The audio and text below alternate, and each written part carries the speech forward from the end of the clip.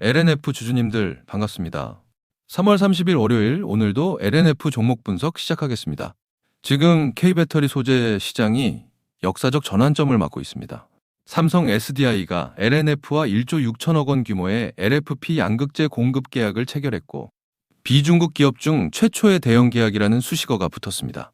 오늘 이 소식이 단순한 수주가 아닌 이유와 LNF의 중장기 성장 근거를 지금부터 명확하게 말씀드리겠습니다. 만약 LFP 양극재 시장의 90% 이상을 중국이 계속 장악한다면 어떻게 될까요? 글로벌 배터리 공급망 전체가 하나의 나라에 묶이는 구조거든요. 미국은 PFE 규정을 통해 중국산 소재를 배제하는 방향으로 원산지 규제를 강화하고 있습니다.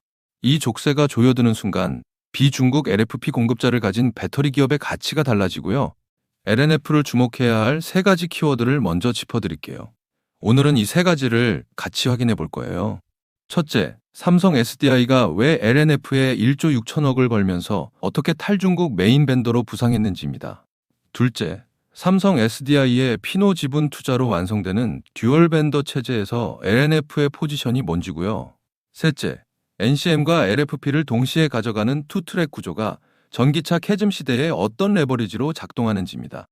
이 세 축을 이해하면 LNF를 살펴볼 이유가 또렷하게 보입니다.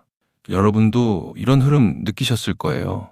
LFP 배터리가 전기차와 ESS 시장 전반으로 빠르게 번지고 있다는 뉴스 말이에요. 지난해 1월부터 8월까지 글로벌 전기차용 LFP 양극재 적재량이 전년 동기 대비 65% 이상 늘어났습니다. 그런데 이 물량의 90% 이상이 중국에서 나오거든요. 중국이 배터리 소재 수출 통제를 거론하고 미국이 IRA로 비중국 소재 우선 구매를 강제하면서 탈중국이 배터리 업계 최대 화두가 됐습니다. 이 구조적 전환이 LNF를 어떻게 호출하는지 기업을 먼저 살펴볼게요. LNF가 무슨 준비를 해왔는지 아세요? 2025년 7월 LFP 양극재 전담 자회사 LNF 플러스를 설립하고 대구 달성군에 3,382억 원을 투입해 연간 6만 톤 규모 공장을 짓기 시작했습니다. 비중국 기업으로는 처음이에요. 2026년 상반기 준공 후 하반기 양산이 목표입니다. 이 도전이 얼마나 신뢰를 받았는지 아세요? 신주인수권 일반 공모에 51배 넘는 청약 자금이 몰렸거든요. 시장은 이미 이 도전이 가능한 일이라고 응답한 셈이에요. 첫 번째 키워드로 들어가겠습니다. 이게 얼마나 큰 딜이냐면요. 삼성 SDI는 내년부터 3년간 ESS용 LFP 양극재 1조 6천억 원어치를 LNF에서 받는 계약을 체결했고 이후 3년 추가 옵션도 확보했습니다. 이 숫자가 의미하는 게 뭘까요? 단순 수주가 아니라 삼성 SDI의 ESS 전략 자체를 LNF가 뒷받침하는 구조입니다. 미국 인디애나주 스타플러스 에너지에서 올해 4분기부터 LFP 배터리를 양산하는데 그 양극재를 LNF가 담당합니다. 탈중국 수요가 실물 계약으로 이어진 순간이에요. 탈중국이 확보된 자리에 찾아온 두 번째 키워드, 듀얼 벤더입니다. 삼성 SDI가 LNF 외에 피노에도 지분을 투자한 건 어떤 의미일까요? 피노는 중국 CNGR의 한국 자회사로 포스코 퓨처엠과 합작한 CNP 신소재 테크놀로지의 LFP 양극재를 공급받는 통로입니다. 삼성 SDI는 약 7% 지분을 확보하면서 두 번째 공급 채널을 열었어요. 이게 왜 LNF에 유리하냐면요. 듀얼 벤더 체제에서 국산 탈중국 소재의 메인 벤더는 LNF입니다. 경쟁 압력보다 메인 포지션이 공고해지는 구조가 만들어진 거예요. 세 번째 키워드, 투트랙입니다. 투트랙이란 게 뭔지 아세요? LNF는 하이니켈 NCM과 LFP를 동시에 가져가는 전략입니다. 전기차 시장이 캐즘으로 주춤할 때 ESS 시장이 빠르게 커지는 구조거든요. NCM은 고성능 전기차, LFP는 ESS와 중저가 전기차에 각각 들어갑니다. LNF의 LFP 기술 경쟁력도 짚을게요. 일반 LFP 밀도가 cc당 2.4g 수준인 반면 LNF는 2.6g급을 이미 개발했고 이제는 2.7g 초고밀도 제품 양산도 준비 중이에요. 이 기술 격차가 투트랙의 실력을 받쳐주는 근거입니다. 수치로 더 확인해 드릴게요. 여기서 한 가지 더 짚고 넘어갈 게 있는데요. 삼성 SDI는 최근 미국 에너지 기업들과 ESS용 배터리 공급 계약을 연속으로 체결했습니다. 지난해 말 2조 원대 계약에 이어 올해 3월에도 1조 5천억 원 계약을 발표했거든요. 이 수치가 의미한 게 뭘까요? 삼성 SDI의 ESS 수주가 쌓일수록 LNF의 출하도 함께 늘어나는 연동 구조라는 겁니다. 고객사의 성장이 소재사의 성장으로 이어지는 이 연결고리, 이게 경쟁 우위로 이어집니다. 그렇다면 왜 다른 소재사가 아닌 LNF여야 할까요? 비중국 기업 중 LFP 양산 체계를 갖춘 건 LNF가 처음입니다. 6만 톤 선점 효과는 단기간에 복제할 수 없어요. 삼성 SDI의 공식 밴더로 등재된 순간 다음 계약에서도 유리한 것이 배터리 산업의 오래된 법칙이거든요. 이 구조적 우위를 인지한 상태에서 리스크도 냉정하게 살펴봐야 합니다. 물론 좋은 면만 있는 건 아닙니다. 첫 번째 리스크는 LFP 수익성 문제예요. LFP 양극재는 NCM 대비 단가가 낮기 때문에 초기 양산 단계에서 이익률이 기존 하이니켈 사업을 따라가지 못할 수 있습니다. 절대 아닙니다. LNF는 초고밀도 LFP로 프리미엄 포지셔닝을 추구하고 있고 삼성 SDI의 장기 계약으로 수요 불확실성을 이미 상당 부분 낮춘 상태거든요. 두 번째 리스크도 확인해야 합니다. 두 번째 리스크는 전기차 캐즘의 장기화입니다. ESS 성장이 전기차 둔화를 실질적으로 상쇄해줘야 투트랙이 빛을 발하는데 ESS 시장이 기대보다 더디게 열리거나 중국산 LFP가 우회 공급된다면 성장 속도가 지연될 수 있어요. 절대 아닙니다. 미국의 PFE 규정과 IRA가 중국산 배제 방향으로 강화되는 흐름은 현재 가장 강력한 정책 기조입니다. 이 규제 환경이 LNF의 탈중국 포지션을 지키는 방파제예요. 핵심을 세 줄로 정리해 드릴게요. 자, 지금까지의 이야기를 딱 세 줄로 정리해 드릴게요. 탈중국은요? 비중국 최초 LFP 양산 체계와 1조 6천억 원 계약으로 메인 벤더 지위를 확보했습니다. 듀얼 벤더는요? 피노 조인트 벤처 추가로 LNF의 메인 포지션이 오히려 더 공고해지는 구조가 완성됐어요. 투트랙은요? NCM과 LFP 동시 포트폴리오가 전기차 둔화와 ESS 성장이 엇갈리는 시대에 레버리지로 작동합니다. 이 세 가지가 LNF 중장기 성장 스토리의 핵심입니다. 앞으로 주시해야 할 변곡점은 두 가지예요. 첫째는 LNF 플러스의 하반기 양산 개시 여부입니다. 실제 양산이 시작되는 순간이 이 투자 아이디어의 실체 검증 시점이거든요. 둘째는 삼성 SDI의 ESS 수주 추가 확대 여부예요. 수주가 쌓일수록 LNF의 공급 물량도 함께 늘어나는 연동 구조이기 때문에 삼성 SDI의 계약 발표가 곧 LNF의 방향성과 직결됩니다. 오늘 LNF에 대한 모멘텀과 리스크 측면은 이쯤에서 설명을 드리겠고요. 지금부터가 굉장히 중요한 내용입니다.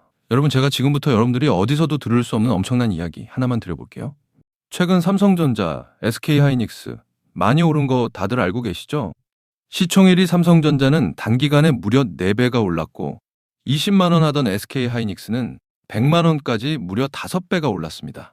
그런데 수많은 전문가들은 아직도 더 상승이 가능하다고 말합니다. 일단 많은 분들이 HBM 때문에 오른 거 아니야? 아직 더 오를 게 있어? 여기서 하나만 확실히 말씀드릴게요. 이 HBM 때문에 올랐다는 말, 반은 맞고 반은 틀렸습니다. 진짜는 아직 시작도 안 했어요. 지금 시장이 주목하는 건 HBM 그 너머에 있습니다. 지금 삼성이 수조 원대 자금을 쏟아붓고 있는 기술, 아마 들어보셨을 겁니다. 바로 유리기판입니다. 그리고 지금 시장에 알려지지 않은 어떤 한 기업이 유리기판의 게임 체인저로 조용히 떠오르고 있습니다. 이미 삼성의 막대한 자본이 이 기업으로 흘러들어가고 있고 AI, 반도체, 2차 전지까지 세 가지 테마가 동시에 엮여 있습니다. 최근 시장만 봐도 테마가 너무 빠르게 바뀌잖아요. 그런데 이 종목은 세 가지 테마가 동시에 묶여 있어서 꾸준한 상승이 가능하다는 겁니다. 그리고 지금 시점에서 가장 중요한 질문 하나 드려볼게요. 여러분, 지금 엔비디아, 인텔, 구글의 가장 큰 고민이 뭔지 아세요?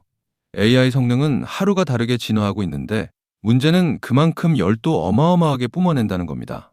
성능이 올라갈수록 발열도 함께 올라가는데 기존 반도체 구조로는 이제 그 열을 감당할 수가 없는 거예요. 한마디로 성능의 한계가 아니라 열의 한계에 막혀버린 겁니다. 그래서 지금 엔비디아와 삼성이 긴밀하게 협력을 논의하고 있는 거고 AMD 수장까지 직접 방한한 겁니다. 그런데 여기서 이상한 점이 하나 있습니다. 삼성이 세계 최고 실력이라고 자부하는 이 기업의 주가는 아직 바닥입니다. 왜일까요? 세력들은 절대로 아무 때나 주가를 올리지 않습니다. 항상 남들보다 먼저 오랜 시간 매집을 하고 그 다음 재료가 시장에서 부각되기 시작할 때 그때부터 본격적인 상승세를 보여준 겁니다. 그런데 이 종목 같은 경우에는 유리기판이라는 초강력 재료를 가지고 있고 삼성의 거대 자금이 빠르게 들어가고 있기 때문에 한 번 움직이기 시작하면 절대 이 가격대엔 못 산다는 겁니다. 그리고 소름 돋는 게 하나 더 있습니다. 제가 작년에 추천드렸던 원익홀딩스 기억하시죠?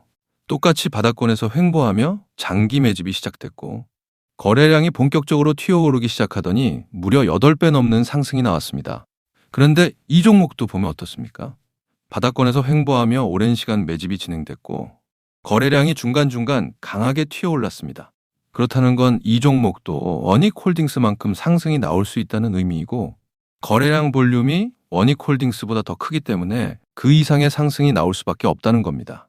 그리고 수급도 한번 보세요. 외국인과 기관들은 쉬지 않고 매수하고 있는데 개인들만 매도하고 있습니다.